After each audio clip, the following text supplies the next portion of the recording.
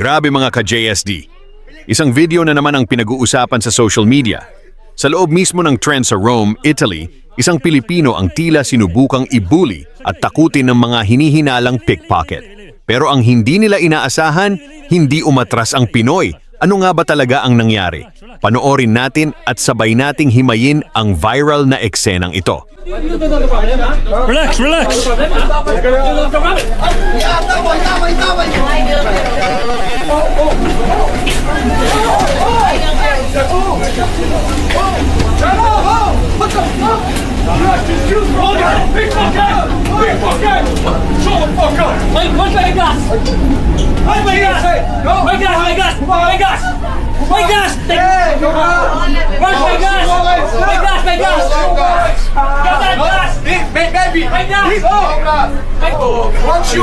Gonna spray you.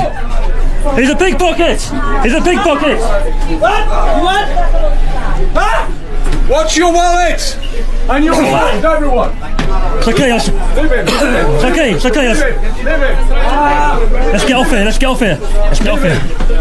You want to steal from people! Watch your wallet and your phone, everyone! They're a pickpocket. They're a pickpocket.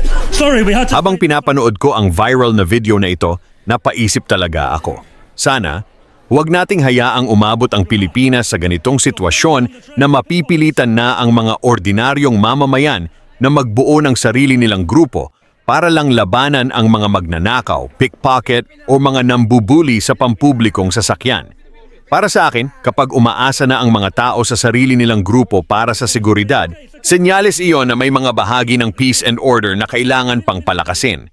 Malaki ang respeto natin sa ating mga kapulisan at sa mga government agencies na araw-araw na nagsisilbi.